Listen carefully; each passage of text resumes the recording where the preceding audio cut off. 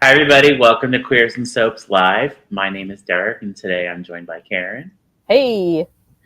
And we're going to be discussing what we do every week, General Hospital. This is our 1 year anniversary of doing the podcast. So thank you all for watching. We appreciate you all very much. So this week on GH, Karma came back to bite Rick in the ass.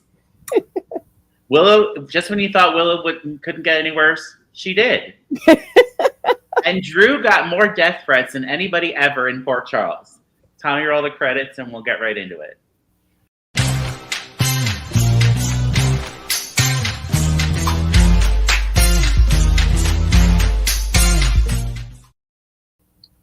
All right, so we'll pick up where we left off. We're at the Quartermain stables, and Cody tries to explain to Molly why he's kissing Ava, and he says he's doing this for her. Cody tells her that Christina paid him off to come between Ava and Rick. Ava is livid, but she plans to deal with Cody later and storms out. Molly is not impressed with Cody's explanation and storms off as well.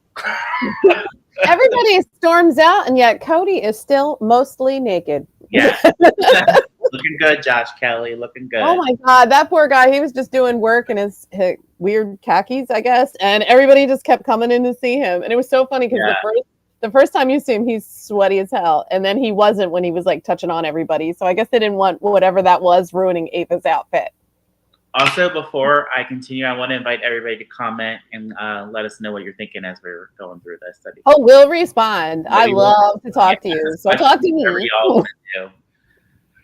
All right, so we're at Alexis's house, and Rick has come to see Christina, and she admits to Rick that she knows all about the blackmails, and they have a huge fight about her cutting the brakes on the car crash, and everything that Alexis has been through. When Rick told off Christina, this is the scene I've wanted forever. It was so amazing and epic, and he told Rick how selfish she was, that Molly was going to lose a child either way, that she never thought about what Molly and TJ were going through. It was just the best thing I could ever ask for. It was everything I wanted. I actually cheered when he started doing that, I was afraid she was going to stab him because she picked that letter opener up and was holding it tight. Oh, yeah. I really thought she was going to use it. And first I thought maybe that's the dagger, but it was just a letter opener. So. Yeah. Oh, I don't know where that dagger went. Yeah, I don't either.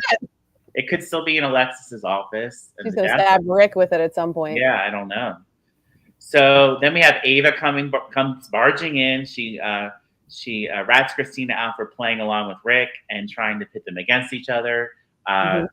So Rick eventually announces that the blackmail is over and shocks Ava with the news that he cleaned out all the accounts, including her secret one.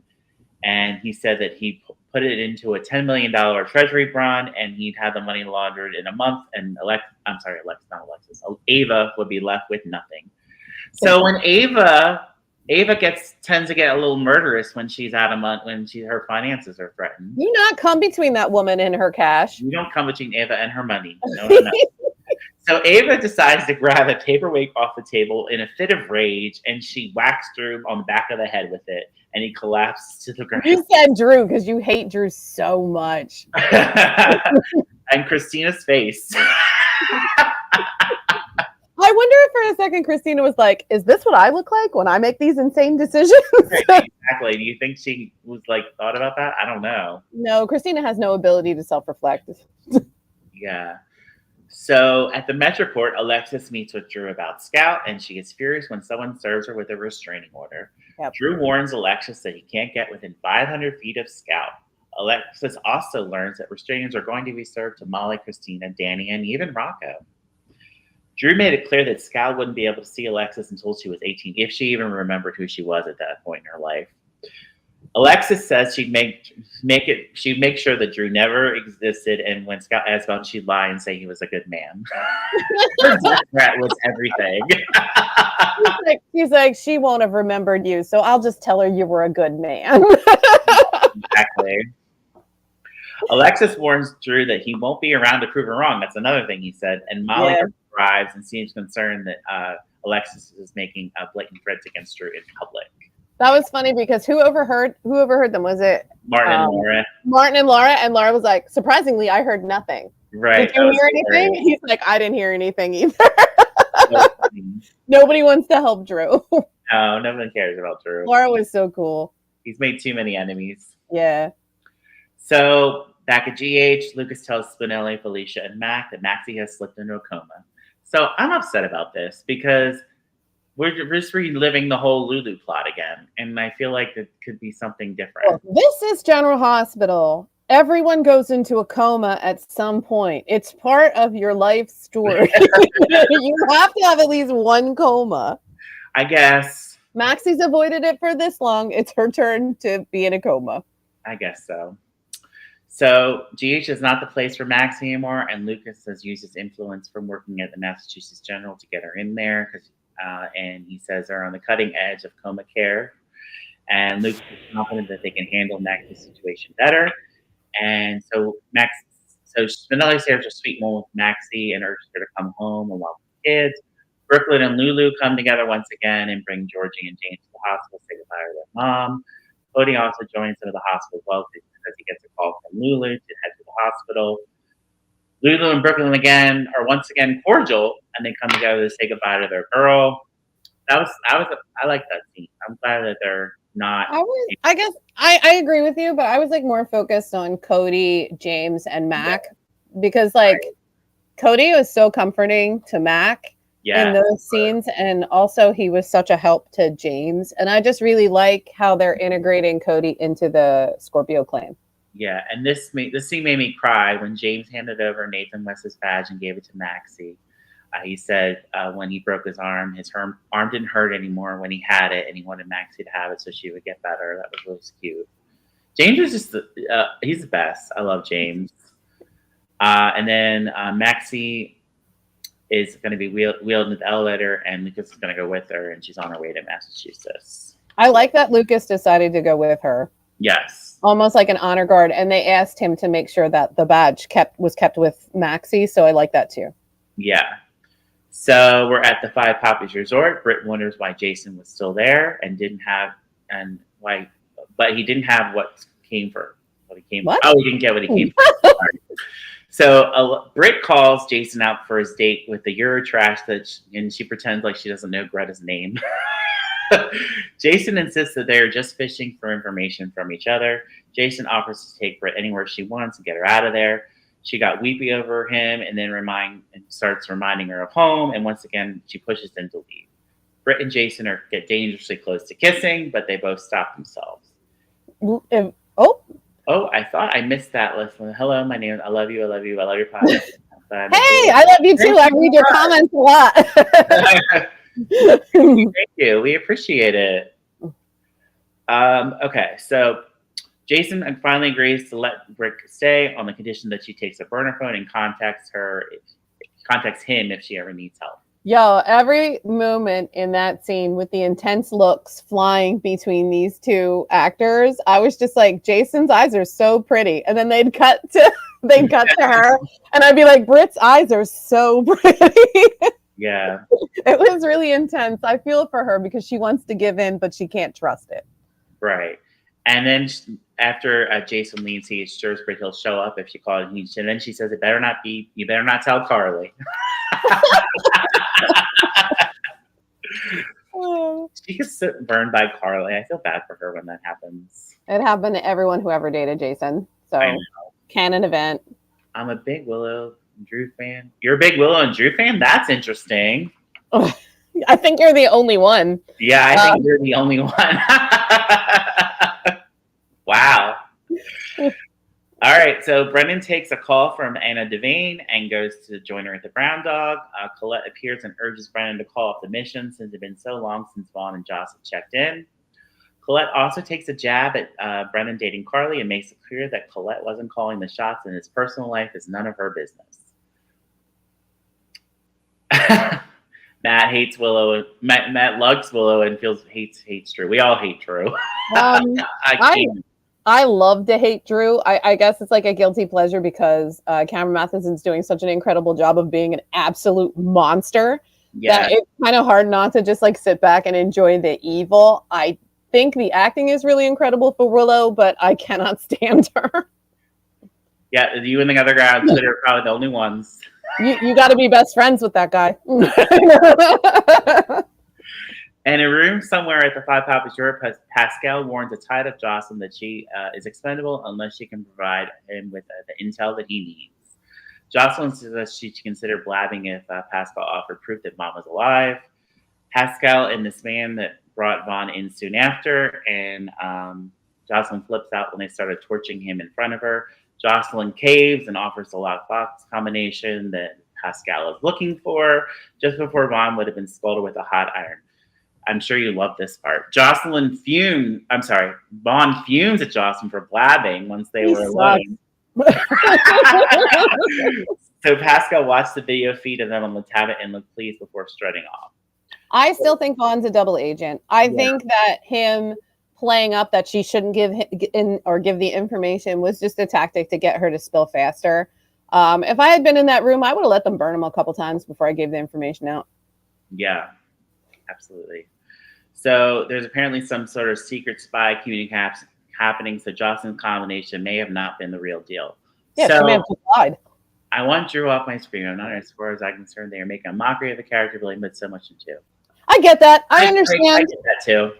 I get that. Billy Miller was an incredible actor, and his portrayal of Drew was a very soft boy who was wonderful and sweet and great with Kelly Monaco's Sam. But we're so far beyond who that character was that I don't mind. I mean, Heather was a very, very fun, soft girl in the 80s, even though she was still a little psychotic. But sometimes you go crazy, and that's just the way soaps work. I'm a huge fan of Billy Miller. I loved him. I loved him as Drew. I can see that. I think Karen Matheson is just turned the role into a completely different character. It happens sometimes. Sometimes. Most of the time, it's the opposite direction. You go from being the monster to the good guy, but for whatever reason, they've decided to take this turn. Right. I still think we might find out. Like, people have always speculated that he's either not Drew, or I keep saying he's got that brain tumor that Jason had. So I don't know. Let's see it play out. But I do enjoy it, so I can't say I don't enjoy it. Yeah. So we're at the Brown Dog. Brendan finds Anna really drunk and wonders why she's drunk. So Anna explains about Maxie and the medical trauma she's been facing. So Brendan is very sympathetic towards her. Anna worries that being a WSB agent would cost Jocelyn a lot and ruin her life, and she would know. Pushes Brendan to abort the mission and bring Joss home. Brendan is very uncooperative about this, and Anna acts like she could just tell Carla the truth herself, but Brendan knows that's not going to happen. Currently. Not going to happen currently. Correct. Okay, so we're at the Port Charles Grill, and Lucy gets worried about everyone seeing Maxie collapse after using Deception's face cream on the air. Mm-hmm. Sidwell vows to find a solution and provides Lucy with some reassurance. Sidwell encourages Lucy to come home with him, so she's surprised over the implication of them spending the night together. I want to soften that a little bit, because she wanted to keep the company afloat, not only just for her, because it sounds a little selfish that she'd be worried about the company and not Maxie. Yeah. But she knows that the company is Maxie's only source of income, and she's got a family to support. So that's what she says to Sidwell. She says, I need to keep the only thing I can do right now is keep the company together for Maxie. Right. So, however, Sidwell offers one of the guest rooms and just wanted to keep enjoying spending time together. Lucy declines, saying she needed to go back and check on Mac and Felicia. Sidwell assures her that it is a standing invitation. I like their developing relationship, although I think he's just kind of cultivating her as a resource, which I don't like. Yeah. So Molly gives Michael updates on Drew's restraining orders, as well as Alexa's public threats against Drew. I really like that they're keeping the Molly and Michael dynamic going. Yeah, they're close. I really like their dynamic. They kind of strayed away from it for a long time, but I'm glad they brought it back. So the conversation shifts to Molly's discovery in the stables and how Christina paid Cody to keep Ava away from Rick. Michael thinks she should give Christina the benefit of the doubt, because he already knew about all of this. Yeah, he did. Molly is still not pleased and feels that Rick deserved to know the truth. So. Okay, so we have Dante offering Cody a beer and some support over Maxie. Cody also feels Dante in on the messy situation with Ava, Rick, and Molly now that everything has been revealed. And he's still having these self-esteem issues where he just doesn't believe he's a good enough guy to deserve anything. Yeah. And every character on the show is like, dude, you're fine. Relax. And Dante's no different. He's like, you're a good guy. Well, they are not related, but I think they have a brother-sister dynamic. They're not. I see what you're saying though. Like the actors themselves have a little bit of chemistry, but I do not want them to go that way. Are they crazy to make them seem like a couple? No, I don't think they were making them seem like a couple. I think they seem too related. I think they seem like more sibling than cousins. Yeah. You know? So I don't know. I don't know, but I never know. So we'll see. Colin, yeah, I like Cody. I'm more rooting for Cody and Molly. Yeah, for sure. It would be so weird. It would be. I don't think I can handle it. No, they grew up together. They were like kind of like brother and sister growing up, but they're not really related. But Christina's. Yeah, but if you're raised that way, you kind of have sibling energy. So like, I don't know. Yeah. Mm-hmm. Well, so Alexis comes home and she sees Rick on the floor and wonders if he's dead. She isn't even shocked. She's just like, "Oh dear, is he dead?" Christina checks his pulse and finds that his pupils are reactive. She signs his phone in his pupils. It was really funny. She's like, "I think he's alive." Alexis hears the whole story about Ava hitting Rick with the paperweight after finding out he conned her out of all her money. Mm-hmm. Alexis wants to call the cops, but Ava warns her that she's going to take Christina down with her if she calls the cops. Cody Molly seems okay. I don't mind them.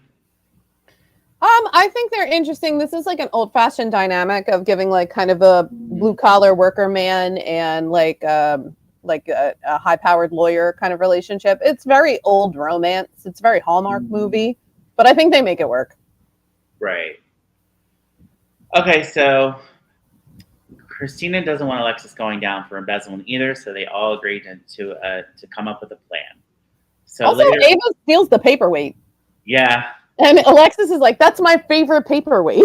Yeah, you can't take that. Meanwhile, it's covered in blood. But it's evidence, so I guess she's got to take it. You can't. Her fingerprints are on it. Oh, yeah. She learned from the last time. She should have took that. Right. She hit Nicholas in the back of the head with it.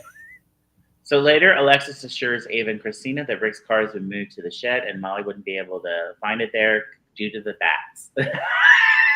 I love that there's bats in the shed. No one goes in there. There's bats. So funny. As for Rick, we see that he is gagged and strapped to a bed and down in the basement. That was Monday's cliffhanger or Tuesday's cliffhanger. And that was so good. Yeah, because I was worried that Rick had died, and I was going to be so upset because I love Rick. Natasha is back. Yeah.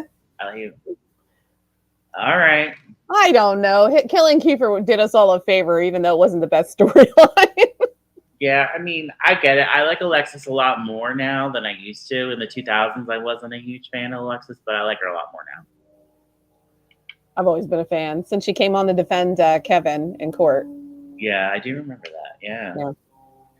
At Windermere, Colette pushed Sidwell to confirm that something had been taken care of since Pascal wanted answers on behalf of their associate. Do you think that's about the suitcase that they got the information on? Right. That was so funny. And Ava had it in her car. She was like, can you believe Ava had this in her car? At first, I was kind of like, where are they getting this ball gag? Which one of them, the kinky one? And then they were like, Ava had this in her car. And I'm like, perfection. Of course she did. Of course she did, yeah. So Sidwell insists they'd have controlling interest in deception soon and alluded to he had many plans for it.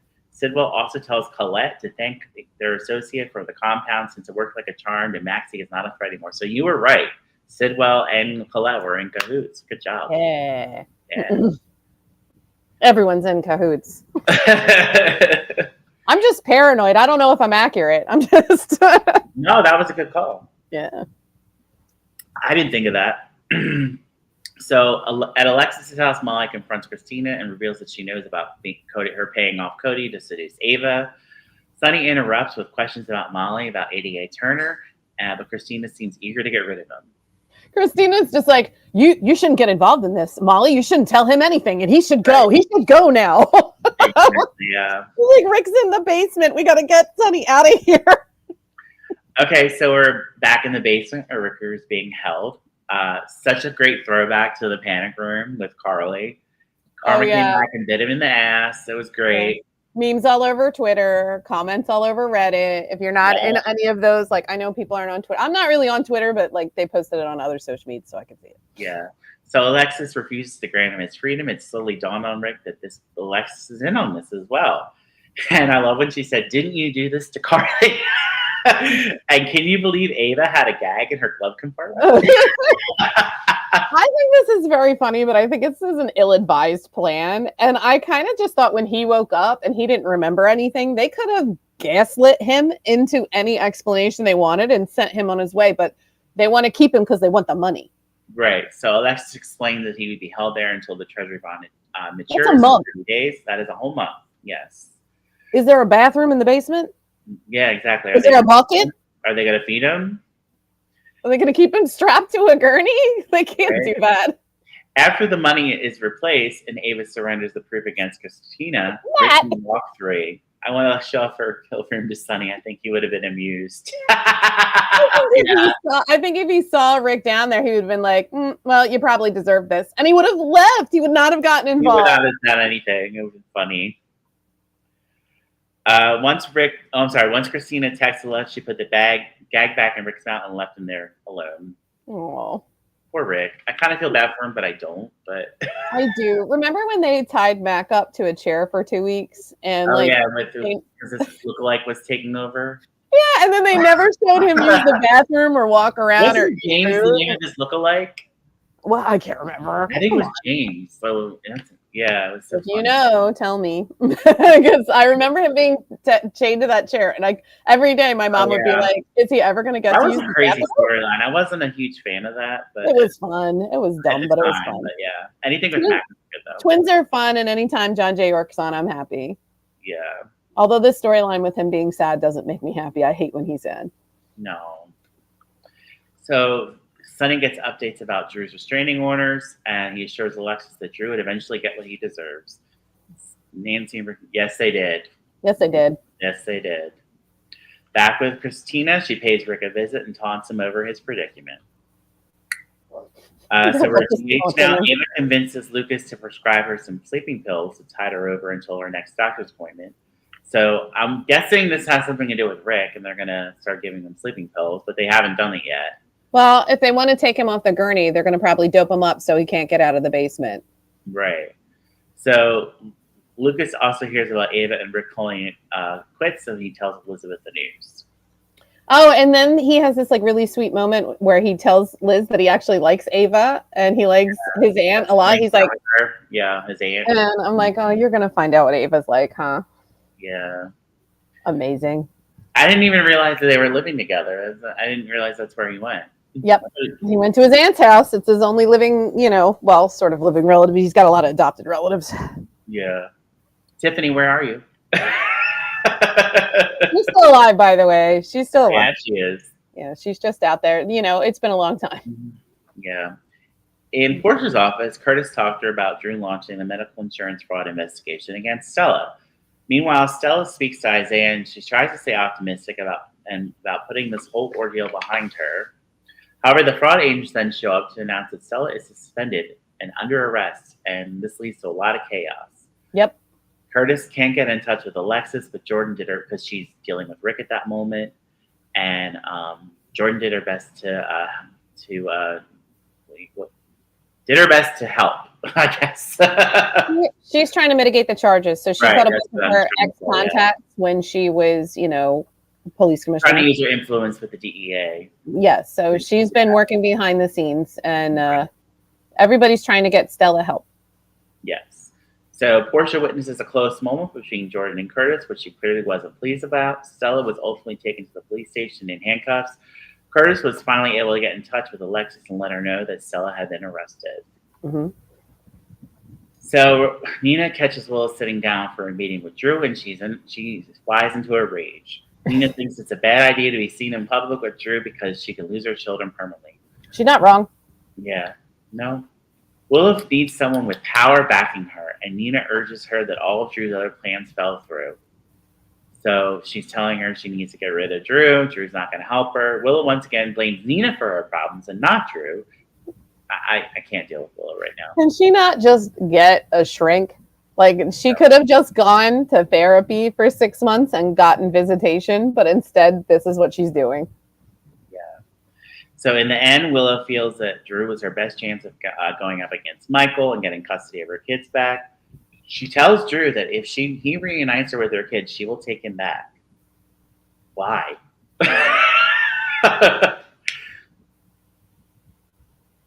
Yeah, I know what you're saying, but like I think this is all just a backlash from her being in a cult. I think she's been groomed to believe that a powerful man is like the most powerful thing ever. She's kind of dumb, honestly. Yeah. I'm sorry, but like I don't know how she got through nursing school. I don't know who it's going to be. It may or may not be Willow. I do think it's going to be Willow. I agree with you. Yeah, I do think it's going to be Willow. Although, like a side idea of it being Kai was kind of funny, so I'm not against that. It could be Kai. I mean, Alexis. I don't know who's going to go down, Alexis or Michael. Well, if you like Willow and you don't want her to leave the show, her killing Drew is probably not going to get you what you want, unless she pleads temporary insanity and goes to Ferncliff. Yeah, that's the only way. She could probably get away with it. She's been exhibiting like problems for the last 2 months, and she tried to mess with that baby. Yeah. That is something Michael could use against her, by the way. That he needs proof. He has not used that card yet. But he needs proof. He doesn't have any proof yet. Mm-hmm. He's working on getting it from the security cameras because, at the Quartermain Mansion, sometimes the cameras are on and sometimes they don't have cameras at all. Yeah. Speaking of Jagger's murder, we started a year ago recapping with Jagger's murder, and we still don't know. Sonny still hasn't paid for that. The PCD has still not solved that crime. They haven't solved the case since Mac was the commissioner. Yeah. Mm-hmm. Tell me what case that they've solved since Mac was commissioner. Nothing.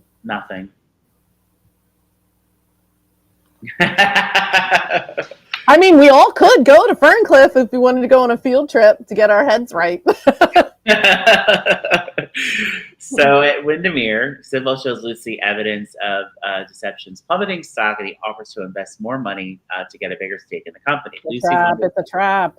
It's a trap, yeah. Lucy wonders what's in it for Sidwell since Deception was tanking, and he played it like he was just doing this to help her out. She's smarter than this. Oh, yeah, I don't know why they're nerfing her a little bit in these scenes to make her smarter than this. Yeah, she's so much smarter than this. Come on.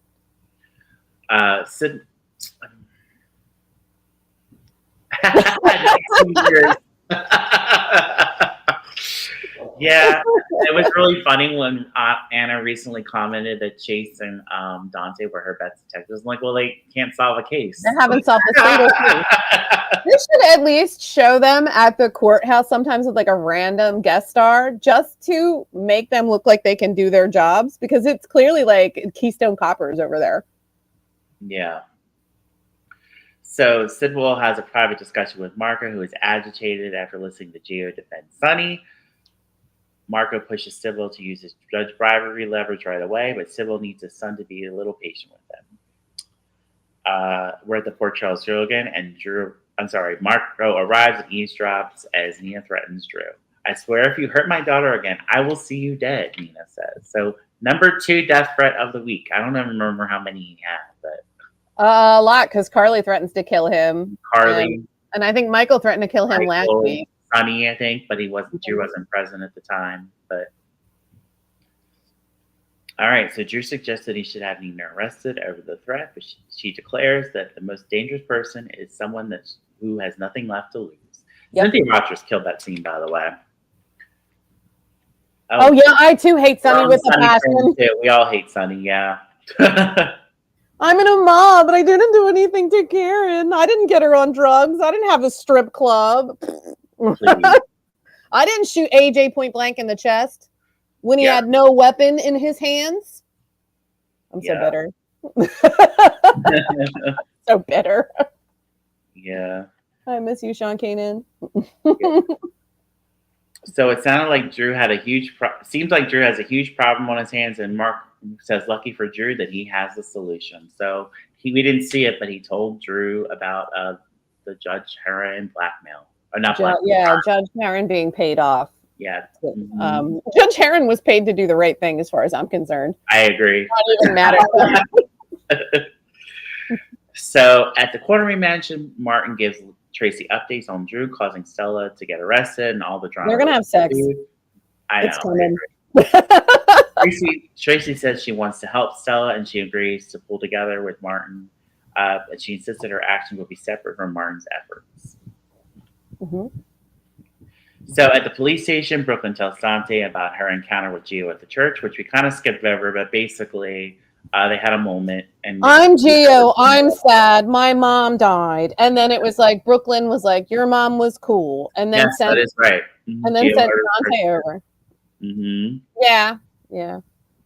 But it's just like, Gio's part is just like, I think they're moving him through sad boy to acceptance right now. Yeah. And he did it at the church. So it was like everybody was telling stories about his mother. And like, I think he's finally starting to get the concept that your adopted mother was your mother. She's your mother. And it's okay to have more than one mother. You can have a birth mother and an adopted mother. And I think he's slowly coming around to that idea. He was very polite with Brooklyn for way longer than I thought he would hold it together. Yeah. Because he's been awful to her. Oh, no. That's going to be crazy if that happened. How could that? Why would that? Lulu and Gio. Who said that? Who said that? They actually brought that up on the JLJ podcast, and he was like, I would pay to see that. That's no a wild twist. That's wild. I think that is the grossest age gap relationship the show would do in a minute. Oh. Yeah, no. A lot of people are thinking that, but I don't think they're going to go there because I think they're trying to put Brooklyn and Lulu, make peace between the two of them. Right? Ew. Yes. Yeah. I think they're going the opposite way, and Brooklyn and Lulu are going to come to peace because Maxie is in the state that she's in. So.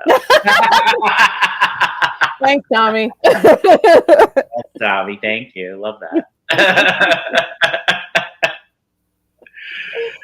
Oh, yeah. All right.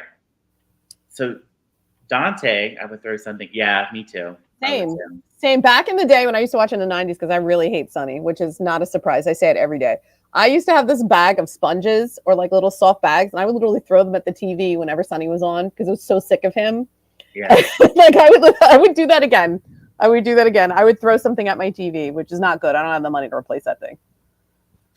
So Dante joins Gio at the church, makes progress with him, and he finally apologized to him, which was not on my bingo card. He actually said, "I'm sorry." Dante doesn't really apologize that often, so that he doesn't. Yeah, so no, he just lets it go and pretends it didn't happen, which he would have done in this scenario if that kid hadn't turned out to be his. Right. But he's like, no, it's not about you being my son. I felt bad, and it was about me being panicked about Rocco, blah, blah, blah. So right. But Gio's still not interested in being close with Dante, but he does appreciate his apology. Sure.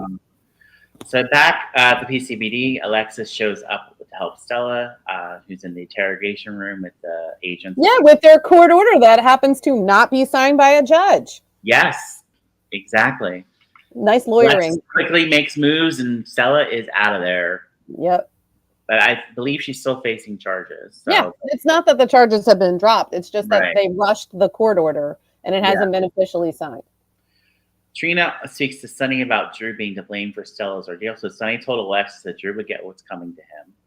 Maybe he didn't threaten to kill him, but he did say that. Okay. I heard that about him being Cody's son, and I don't know if that was a rewrite or not, but I could see Gio being Cody's son. I like that better, to be honest. I like that better, but I also don't like the idea that they would turn this 16-year-old Brooklyn into a girl that slept with multiple men in the same night. It gets a little gross.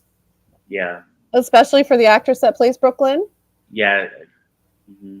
Yes, he did. Yeah, he did. And that's where genetics come in. Although I would say that Olivia is also hot-tempered and unreasonable sometimes. Yeah, that's right. Detective did tell Stella she's a Jezebel. We're all Jezebels. All right, so Sidwell is livid that Marco told Drew about the judge bribery, and he comes at him, and Marco knew Drew would act on it and predicted Michael would turn against Sonny, and he'd lose his own son. So this is justice for Natalia as far as Marco is concerned. And I think Marco's plan is very short-sighted. He doesn't count on the fact that Michael is going to believe Sonny, number one. And he also doesn't count on the fact that he doesn't think about this, per se, that he might use Lucas in this because Lucas is going to defend Michael. Marco's angry, and he can't see past his anger to the long con that Sidwell's playing. Yeah. And it's really going to hamper Sidwell's attempts to do these things because Marco wants instantaneous results and Sidwell wants to be smart. Yeah, definitely. So Sybil wanted to use this leverage for stunning Pierce, but Marco doesn't care about those. Even so, Sybil. I don't agree with you. The judge was 100% correct. Yeah. She was correct. Willow's only attention was on Drew. It wasn't on the children. She was an awful mother, and her psychotic obsession with the children only being hers is like a red flag. I love you, but I don't agree. Agree either. The judge made the right call. Willow is not in her right mind right now. She should not be near her children. She needs therapy. Mm-hmm. She needs therapy. So does Chase, by the way. Yeah. Oh, we'll get into that. I have issues with that too. No, okay. Okay, so Sidwell stressed the importance of getting to Judge Heron before Sonny does. So in Portia's office, she blows up at Curtis, and she felt his heart had always belonged to Jordan. This is a great scene, by the way. Curtis gets riled up, admits he's been trying to bury all his resentment towards Portia so they could be a family again, but it's not working. I was so enraged during the scene. He was awful. I mean, the acting was incredible, but the Curtis was just absolutely awful to her. And I'm Team Portia. 100%. Are you still defending Willow? You're the best. I love that. I love your loyalty. Me too. Yeah, get us. Yes, agreed, Matt. Agreed. Yeah, and they're coming into the situation where it's at cross purposes because Marco wants that revenge now. Like he doesn't want to wait. His temper is hot, and Sidwell's, while he doesn't care that getting revenge for Natalia would be a byproduct of what he wants, it's not his main goal. So yes, I agree with that. Yeah. All right, so we're talking about Cordes and Portia. Sorry. Yes, they did. Brooke Kerr was crushing. And I do think they're both, like, this is the thing. They're both incredible actor and actress. But like, why did you marry someone you hated so much and put her through all that? And then it's like, anytime you lie to her, it's fine. But if she lies to you, it's the nuclear option on your relationship. And he blamed everything that happened to everyone on her instead of the fact that his fight with Drew is what put the spotlight on her to begin with. Right. No one would have found out any of that. No, I definitely think it was Sidwell. I don't think Marco had anything to do with it. I don't think that would be a smart move on Marco's part. It would be surprising if he did. So stay tuned. And if you're right, I'll shout you out. Yeah, absolutely. Like, absolutely, you were right. So Curtis finally decides he needed to go deal with Stella, and Portia thought he wasn't willing to fight for them. She says if Curtis walks out the door, it means their marriage is over. So Curtis walks out the door. Well, because he's been having an emotional affair with Jordan like all month. Yeah. And then Portia smashed a framed photo from the wedding and begins trying to take her ring off. And she lets out that primal scream that we love. I love Portia freaking out in the office. It's so fun. Every time she does that, like she has her little primal scream moment, I'm like, same. Like same. Every day, same. Brooke Kerr deserves all the Emmys this year. She does. I love her. They really turned me around on her because in the beginning I was not interested in her at all. And once she got into it with Brad, I was like Team Portia 100%. And I'm not backing down. Now she's my girl. Yeah. So Isaiah blows up at Jordan over her lingering connection to Curtis and feels that they never really had a chance to be a couple. None of his business. Right? He never had business. Mm-mm. Isaiah joins Portia on her office and found her struggling to get her ring off. Isaiah tries to settle Portia down. He took her hands and got the ring off for her. So then passion erupts between the two of them. They start making out and clothes start coming off. So they make love, I guess. Is it have sex? Maybe I don't know. I think for her it's like rebound sex. Rebound sex, yeah. But for him, he's been kind of sniffing around her for a while, and I don't know if I respect him that much for moving in that quickly when she just went through that. It must be her that she gets the hustle with everyone. Yeah, it probably is. They should keep it in her contract because it's always good. So what my thought was when Portia and Isaiah started having sex, I was like, shouldn't you be working? Aren't there patients? I was like, did he lock the door? Right? I was like, "Doesn't someone need you right now?" They need to make a bigger show of people locking the door so I can enjoy the sex scene and not be like you going, what if someone shows up with like charts? Yeah. She's working. Right. What if Willow slaps another doctor? Who's yeah. going to be there? So we have Drew showing up at Aurora, where Michael is, and he warns Michael. He tells Michael he is going to let Will see the kids and apologize. Drew added that Michael would tell the children he made a mistake and agreed to share 50-50 custody with Willow. Yes. It really is. Mm-hmm. Isaiah has been character assassinated. And I think they did that specifically to shove him into the plot line with Portia. Yeah. So if Michael does not cooperate, Drew vowed to expose the $1 million payoff to Judge Haran from the night before they went to court. Drew blamed Sonny for the bribery and felt certain that the original custody ruling would be thrown out. Drew also hints at using his influence to get a more favorable judge this time around. Michael refuses to surrender to Drew and assumes that if any proof existed, he would use it. He's like, oh, so you're going to use your office and your power and misuse it again? Like, that's just what you do. You were elected and now you just use it to screw people. And Drew's like, I'm a good person. Yeah. Now that Drew was working this angle, Michael suggested that he push back the visitation hearing indefinitely. I love that. Go, Michael. Again, like, she thinks Drew is going to help her get her kids back. And at every turn, he's making things more difficult for her. Right. So, yes. I disagree. The judge was correct. I agree. Yeah, misread it. Okay. Yes, you're right. Yes. What if Trina had showed up and they were like, Oh, no. Mid. Right. That would not have been good. Traumatic for the child. Nobody wants to see their parents doing it. Hey, welcome. Hello, Barry. Okay. So where are we? Okay, so Drew calls Kai and wants help in finding Carly. So Drew makes his way back to his own office and he leaves Willow a voicemail saying he thinks he can get her kids back. Curtis barges in and cuts off the call and delivers him another death threat. If Drew doesn't end his crusade against his family, then Curtis will end Drew. I love this. I love this for Curtis. I just loved it. It was a great scene. And Kai, I think Kai overheard all of it. Yeah. Kai overheard everything. And he finally realizes the truth. Oh, no. He finally realized his girlfriend wasn't lying to him about what a scumbag Drew was, and his loyalty was completely misplaced, and he destroyed his relationship for no reason whatsoever. Yeah. Is that what happened?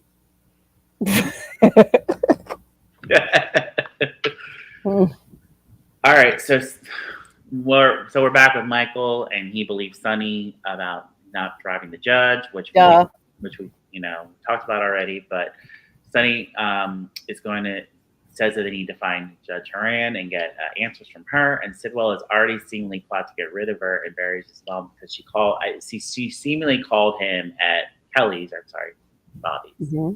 Bobby's.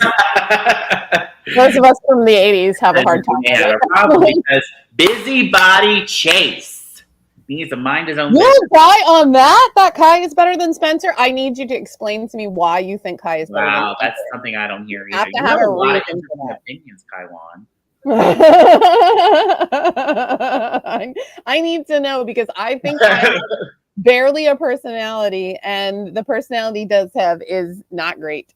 So I'm not a fan. Mean, Spencer was very popular and I loved Spencer. I loved him when he was a nerdy, weird little kid, and I loved him when he was with Trina. So yeah. But I got a thing for Cas9s, so maybe you're right. So Chase. I don't agree with you. I think Chase did his own business. Chase has a white knight complex. No place talking to the judge about Willow. He shouldn't have gotten involved. He's a cop. He works for the city. He should not be throwing his power around. And even the judge was uncomfortable with what he was saying and what he was doing. Exactly. So I don't think so. I don't like that Chase seems to do this a lot. He sees like a woman who is having a problem and he wants to champion them and he doesn't bother to find out if he should first. And I think it's going to cause him issues with Brooklyn down the I line. agree, and I think he should just focus on his relationship with Brooklyn and not try to get. Well, he's upset with Brooklyn because he wanted to adopt a kid, and Brooklyn wanted to put it on the back burner while she figured out. He what won't tell her he's upset, so he needs. No, he'd rather stick his nose in Willow's business than deal with his own stuff. He needs to talk to Brooklyn about how he feels instead of. And Willow started manipulating him immediately. Yeah. So we're at the Five Poppies Resort. Britt wakes up with a hangover and put Jason's burner phone in a decorative box before leaving her room. Britt is suspicious of what Pascal is up to, and he pushes her to get back to work, and he stomps off. Instead of working, Britt makes an excuse so Thomas will leave the door he was guarding. Thomas is off. While Thomas was off in the lab, Britt uses her key card to open the door and stunned to see Jocelyn and Vaughn being held hostage. So funny. She takes one look at them, and Joss is like, "Britt, help us!" And she closes the door and runs away. Closes the door and walks away. But you know, I think she's gonna go call Jason. Yeah, she's gonna call Jason. She was just like, her face was like, "I cannot believe that this is happening." It was so funny. Yes, absolutely. I have been so excited since. I did miss Liesl this week. We didn't see Liesl this week. We did get a lot of Brit though, so yeah, we did. We'll take what we can get. So we're back in Port Charles now. Chase, we talked about this. Never mind. I'm done. I'm talking about sick of Chase. He's over. So Willow gives Liz updates on her decision to take Drew back since it's her best chance at reuniting with children. Liz's face.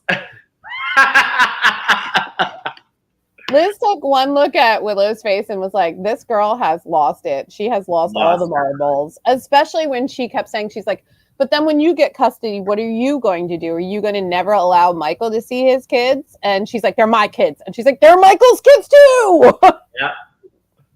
Yep. She says that one more time. I want to jump through the screen and choke her. I really can't take it anymore. I like after that scene and her saying she's going to take Drew back, I don't have any hope for her anymore. I don't think so. Yeah. Sorry, Kaiwan and Matt. I know you're Willow fans, but I get that. I think she's going back to him because she has been groomed to believe that she needs a powerful man to get things done for her. She's also lost her brains. She is just crazy. Mm-hmm. She's just crazy. And she changes to fit whatever man she's with. They were accurate on that. And Drew's nuts. Mm-hmm. Yeah. So let's see. Portia says she has no regrets about sleeping with Isaiah, and she acknowledges that she is his boss and they need to keep this hush-hush for now. Trina then arrives and Isaiah takes off and lets her speak with Portia alone.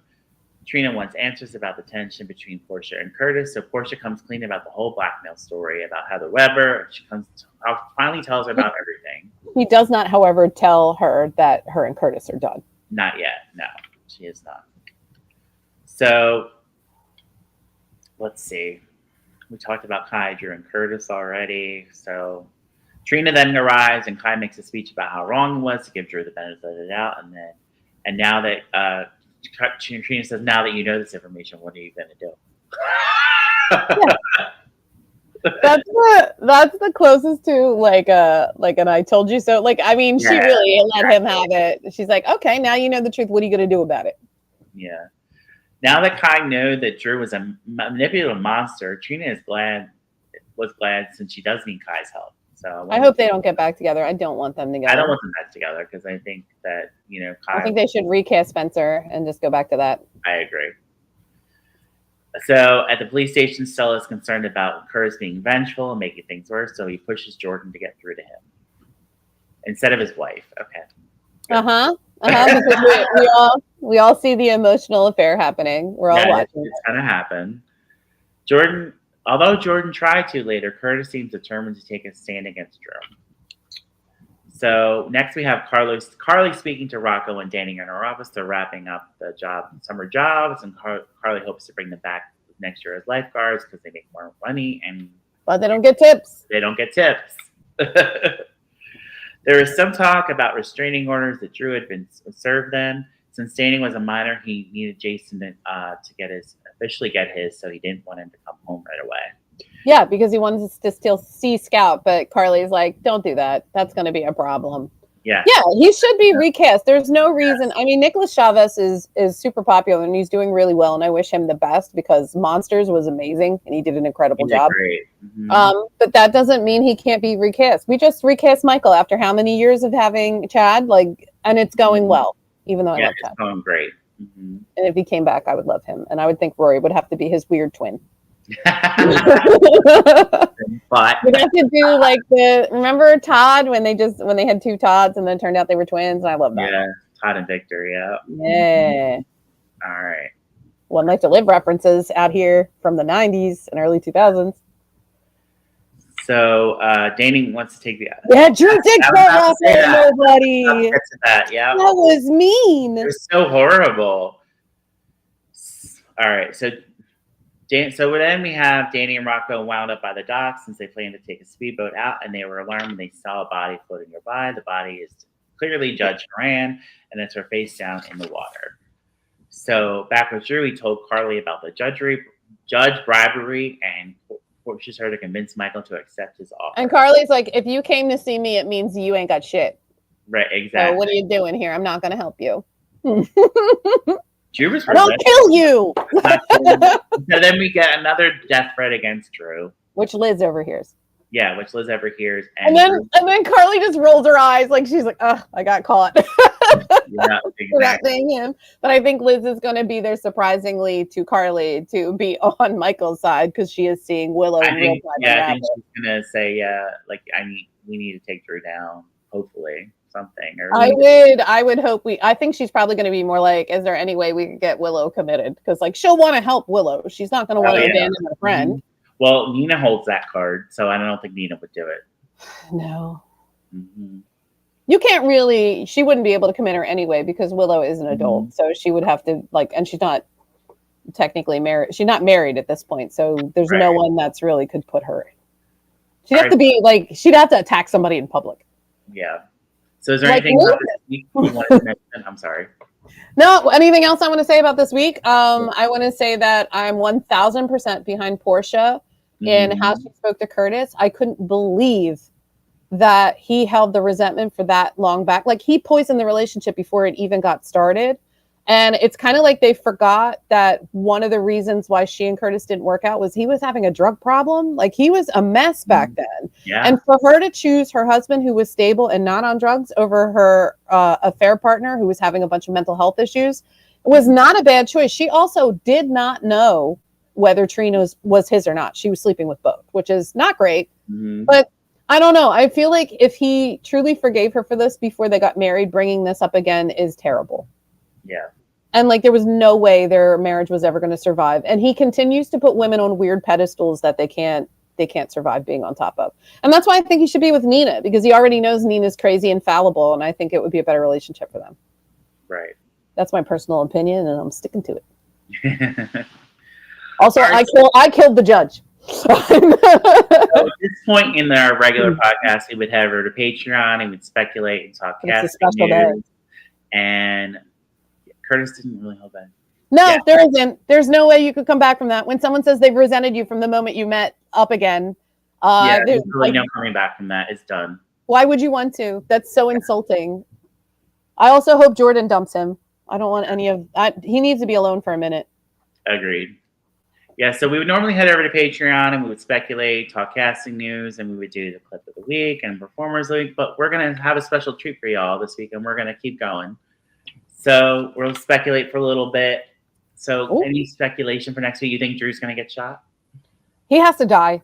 Yeah. I don't see anyone else who would be set up to kill him other than maybe Danny, because Danny seems to really want to rescue his little sister from this maniac, which I can't really blame him for.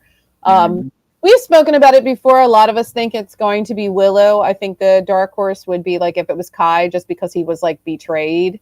Yeah. And then that might get him off the show because I don't really see him he doesn't have a connection to anyone or anything now that he and Trina have broken up. I don't know. What I really want to see is more of what's happening with Rick in the basement. I don't see how this can last a month. He's going to escape, and that's going to be hilarious. I think he's going to escape, or Molly's going to find him. I think he's going to escape and run to Liz, and I think Liz will protect him because She's Yeah. badass. Oh yeah, and he can cash in that savings bond. I do think everybody's right who thinks that this might ruin Lucas and Marco. Oh yeah, Because it's too much fallout is hitting Lucas's family. Stabbed? Do you think he's gonna be stabbed?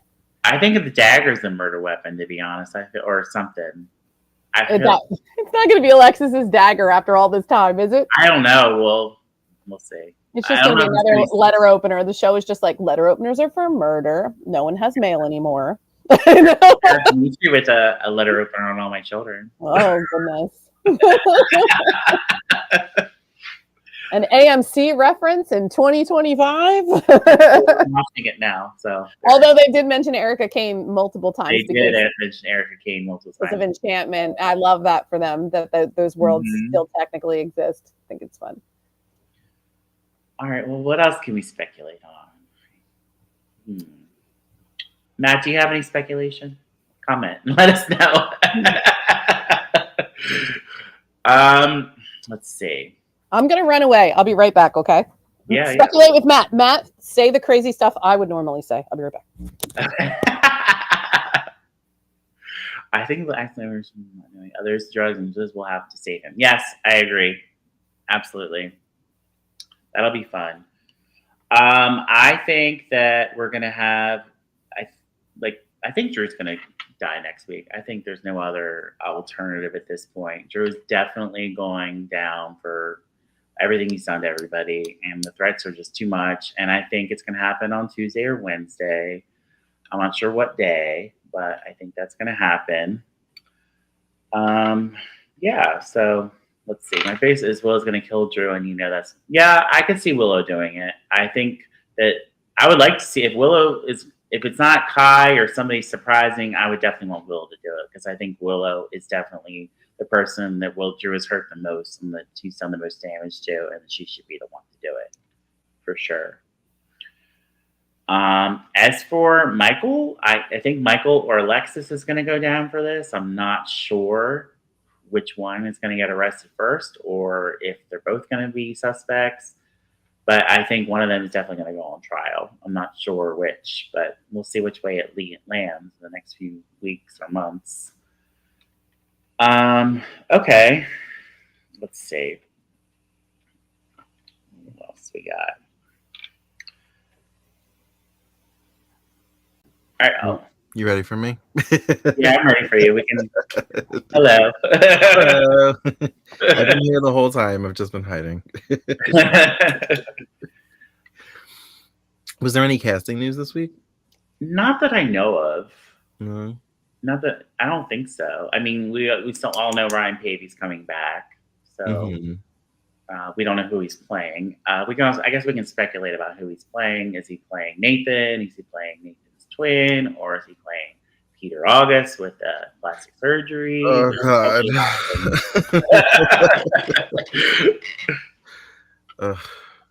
When is Erica Slezak coming? I feel like supposedly she 6 months ago. Scenes in September, but she hasn't shot yet.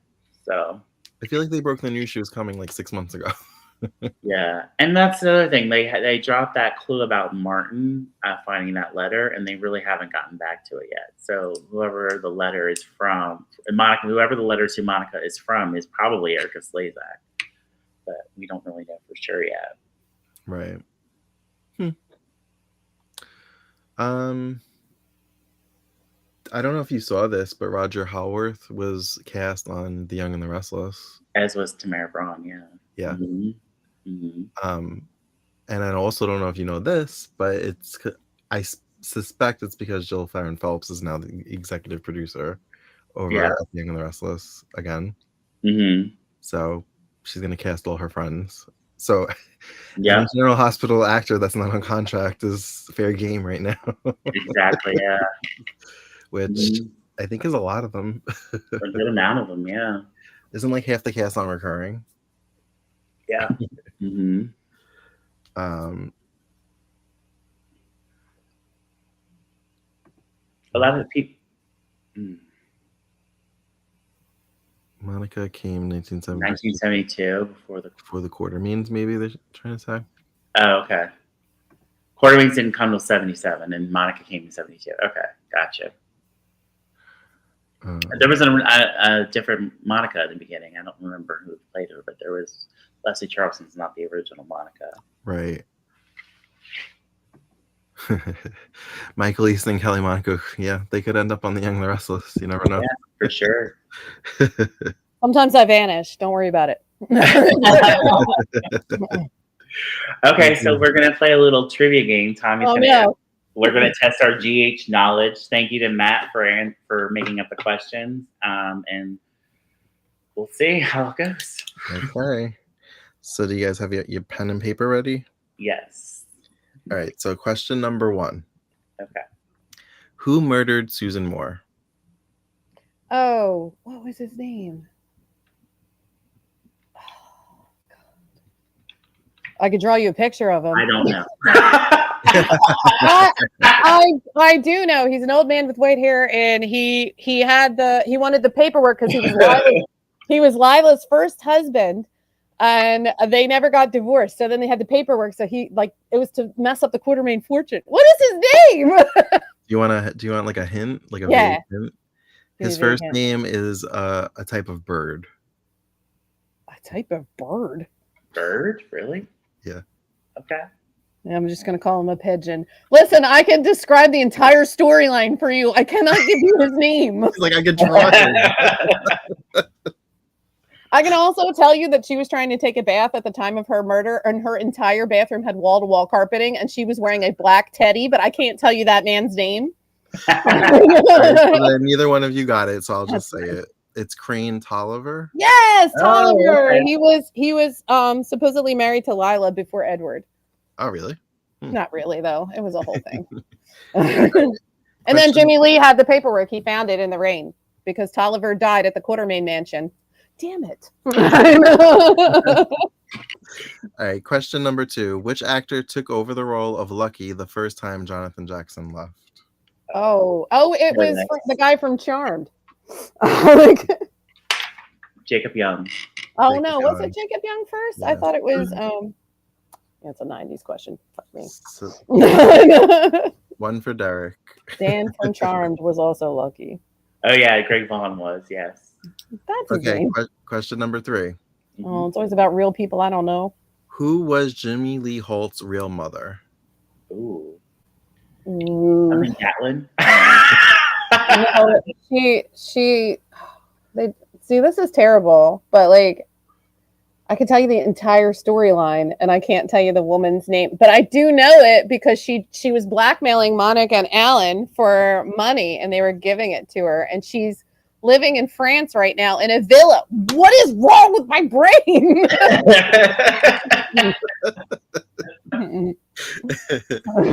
Derek, do you know? No. He wouldn't know. He hasn't seen any of that yet. Okay. It's Beatrice Lesueur. I knew that. I knew it.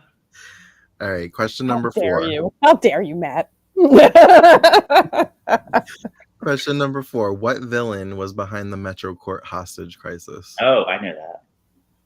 It's a 90s one. I'm just going to blame Sonny. Oh, yeah, it was Jerry Jaggs. Yeah. Yep. Aw, Alan died. What are you doing? Not see this game going this I direction. told you were going to kill me. I didn't either. I thought she would kill me. No, when somebody asks me a direct question, my brain melts down. Where did Sam and Jason get married? Who gives a fuck? I'm sorry. I don't know. Oh, was it Hawaii? I don't know. Noodle Buddha? Oh, yeah. They were obsessed with Noodle Buddha. It was the dumbest crap ever. I really hated Sam and Jason, by the way. I wasn't a Sam and Jason fan either, so. All right. I thought they were going to be all Sunny questions, and I was going to get murdered because, like, I used to cut him out and fast forward him. Why aren't there Kevin and Lucy questions in here? All right. Question number 6. What was Spinelli's nickname for Carly? Oh, that's a good one. She did have a nickname. I don't know. I don't remember though. Matt, you're killing me. A good one. I don't remember. I don't remember which Carly was it. Um, Probably. I think it was always Laura Wright because Laura Wright. Yeah, Laura Wright was. Yeah, I don't know. I really didn't pay attention to any Sunny or Carly nonsense pretty much ever. It was the Valkyrie. Oh shit! Yes. I don't remember that. Right. Mm-hmm. All right. We're doing terrible at this. I'm gonna start asking that. I'm gonna start asking that questions and make. No, Question number 7. What happened to D.L. Brock? What happened to him? I haven't gotten there yet. I do know what he does to Bobby. And he probably gets murdered because like of what he does. We'll give Karen a point for that because the answer is murdered by Ginny Blake. So that makes sense. I don't know. I never watched it. I don't want to give too much away because Eric and I are currently watching that, and I don't want to spoil the end of that storyline if he sees this. But like DL Brock, he seems like a nice guy. He's not. Well, Eric's like a year behind. He's not watching this. Well then. He causes Bobby to lose her baby, let's just say. Okay, which Quartermain heroine was frozen solid during the Ice Princess storyline? Sorry, I'm supposed to write it down. Okay. All right. It's Alex. I'm always talking about her. So that's 2 and 2. Oh God, we're both horrible at this. I'm sorry, I'm supposed to write it down. I got excited because I knew one. All right, question number 9. Write it down. I will write it down. Not bad. How did Olivia Falconeri gain psychic powers? Oh. LSD. Yeah, LSD. So we both knew that one. You both got that. So it's still tied 3 and 3. So we're going to need those bonus questions. Okay. Or maybe not. Question number 10. After leaving General Hospital, Jeannie Francis starred in what short-lived primetime series? I know this. I don't know. But I know what show she was North on. and South. Yeah. What is it? I was going to say... South. Oh, primetime series? Mm-hmm. I'm going to say she was on Murder, She Wrote. It was, I can... Yep, you already answered, Derek. You showed me your answer. Okay, next one. It was Bare Essence. Oh, yes. Okay. I couldn't think of it. All right. So, you ready for the bonus question? Sure. What was the name of the record company Lois and Brenda started? Oh, L&B. Yeah, L&B Records. Stop saying it. Just write it down. Sorry. We both knew that one, though. All right. So, then there's one more. Should have been like, who was one of the artists there? This is the last bonus question. Double or nothing. Okay. Double or nothing. Which character became Lucky Spencer's drug dealer? Ooh. Oh. I know. I know. Maxie. It's Maxie. All right. Well, it's tied. You answered all the same. No winner. Why were there no questions about Celia, Matt? Because he knew that you would win. I do. I know everything about. I love Celia Quartermain. This is so funny because it's like I was saying to Derek, I was like, if the questions are after 1985, I haven't seen them since I was like 5. So, because we haven't gotten there yet. Eric and I are in 82 and 83 respectively. But if you had a Luke and Laura question, I'm your girl. Dude, that whole storyline too. So everyone with Crane Tolliver, like he was supposedly working with Susan Moore, but like it was like he was always threatening her. And she was at the house and she literally was like, I'm gonna go take a bath. She goes upstairs, turns the water on in the tub, and is literally walking around the house in a black teddy for like the whole episode.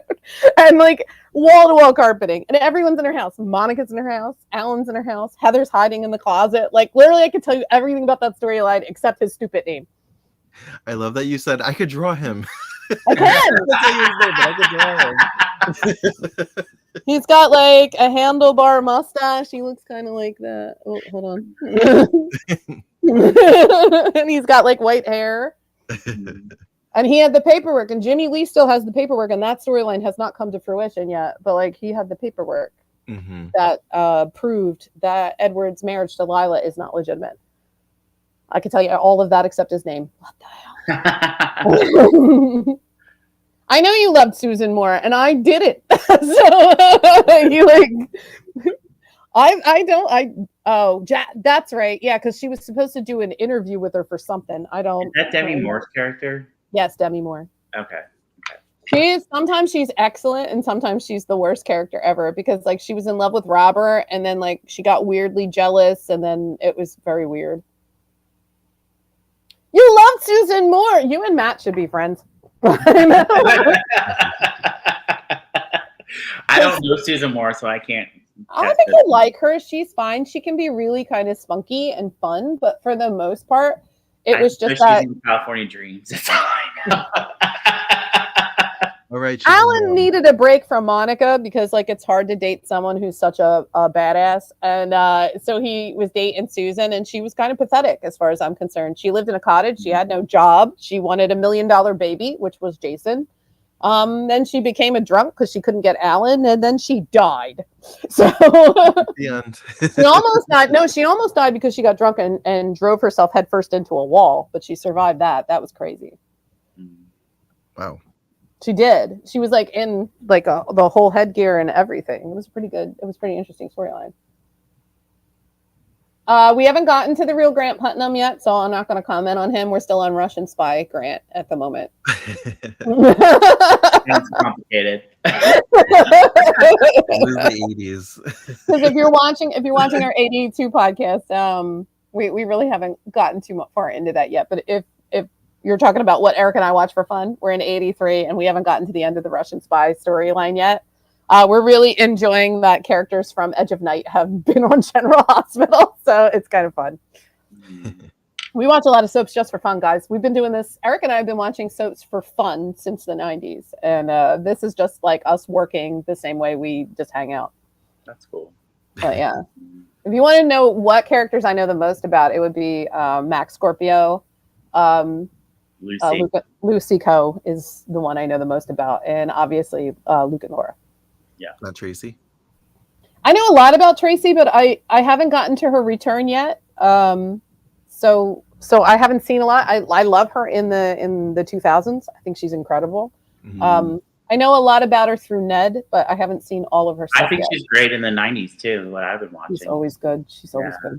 Mm-hmm. But yeah, when she was on, she's kind of a tough lady, and I think most of the problems she has is just because Edward's perfect son was Tracy, and he could never handle that because he was sexist. Right. Yeah. And he always thought Lila was dumber than him, and Lila was 10 times smarter than him on any given day. Right. She talks circles around him. She's so cute. I love her so much. And Leigh was amazing. All right. Well, Karen, who was your performer of the week this week? Nancy Lee Grahn. Although it was hard not to pick either Donnell or Brooke because they were like too intense. But when she said that she would she would basically murder Drew and then lie to Scal about him being a good man, I lost my shit. That was so good. And then when she stood over Rick and she was just like, "Didn't you do this to Carly?" I couldn't take it. I couldn't take it. She was great. I have the opposite. I say Rick Hurst was the performer of the week. He was so close. He was so close. He was really great. When he laid in, that was everything to me. So of course I'm gonna. When he was like, "You were gonna steal her baby, yes. You garbage human being," I was like, "Yes, 100%." Well, yeah, Donnell and Brooke Kerr were definitely on my radar. Though they were awesome. Win soon. He's been doing so many good scenes. It's just I'm aggravated with him with this whole being like, it's my wife or my ex-wife, my wife or my ex-wife. It's like there's other women in town. Move on to Nina. Yeah. All right. Well, we're gonna get into the clip of the week really quickly. So the nominees this week are Alexis threatens Drew in public, Rick lays into Christina, Ava attacks Rick, James says goodbye to Maxie, Alexis taunts Rick tied in the basement, and Curtis and Portia confront each other and end their marriage. So, Karen, what do you think what the winner is? I think you picked Rick laying into Christina. Correct. I was very close to play it. We normally play it on Patreon, but unfortunately, due to copyright reasons. Yeah, since we're live. Also, I want to comment that even though Matt loves Rick Hurst but hates the character of Rick, I don't understand why, and I never will because he's so great. He does like hate Sonny. He is Okay, so if you pick out characters that are diametrically opposed to Sonny, I can tell you that they're probably in my top 8 of favorite characters. Again, nothing against Maurice Bernard. I think if he wasn't such a good actor, I wouldn't hate Sonny so much. So, and his scenes with Donna are always my favorite things, no matter what. Yes, I love his scenes with She's Donna. so cute. She is so cute. Oh, but yeah, I hate Sonny. So if you're Rick and you hate Sonny, I love you. And if you're AJ and you hate Sonny, I love you. And if you're Sidwell, I love you. Yeah, Sidwell's coming out to be a really great character. Listen, Scotty and I've been in line with Scott since forever. Right now in 82, he just made a Shady Land deal, and I was like, good for him. Because Rick and Leslie were there, and they should have made a bid on the property, but they were like, oh, it wasn't the lot we wanted. So they left, and then the lot got divided, and he got the land anyway. And they could have got that land. They could have made the bid on it, but they left. So good for Scott. I don't care. I'm on Scotty's side. Yeah. They do Scotty dirty a lot, so I can kind of understand why he reacts the way he does, but he is kind of a jerk sometimes. But I love him. Yeah. Except when he's trying to break up Kevin and Lucy. What the hell, Scott? Yeah. That's your OTP right there. It is my OTP, and I will never let it go. I don't believe they should be broken up. Even though I do like Laura and Kevin, we never get to see them. So if we're not going to see them, it's not fun for me. I do think they have great chemistry, but they're never on together. No, they never are. They should have made them adventure more, because Kevin always adventured with Lucy and Mac and Felicia, and Laura always adventured, and now we don't do any of that. Not since they all went to when Jason died the last time. Yeah. That was great, by the way. But I didn't want Jason to be dead that time because I was actually enjoying his performance. This is my favorite run of Steve Burton. I like to say that multiple times. This is my favorite run. Really? Out of his whole career? Yes, because I hate Sonny. I hate Sonny. And every run with Jason since he was in the accident has been about Sonny and not really about Jason. And his whole life is just co-opted by Sonny. And I'll quote Alan Quatermain by saying that you took a brain-damaged boy and you turned him into a killer. And I'm never going to let that go. I just hated it. So anytime he kind of pulls away from Sonny and is involved more in his own storylines, I like Steve Burton better. I don't like him just standing there reacting to what Sonny is saying. He's so much more interesting. There's so much more to him than just being that guy that stands next to Sonny and solves all the crime in town because the police department sucks. Yeah. Right. Agreed. All right. Anything else before we wrap this up? More Liesel, please. Yes. Next week, I expect her on 5 days. I will expect her to make a grand reappearance as the Krampus this year for Christmas. Oh, God, yes. Please. And I want her to be the reason no one can eat the turkey at Thanksgiving. Good. Don't be a fan of Sonny. Yes. You shouldn't be. He's a mobster. On the no Sonny train. Love it. Yeah, there's probably like 8 of us. Welcome to the party. There'll be snacks and refreshments after.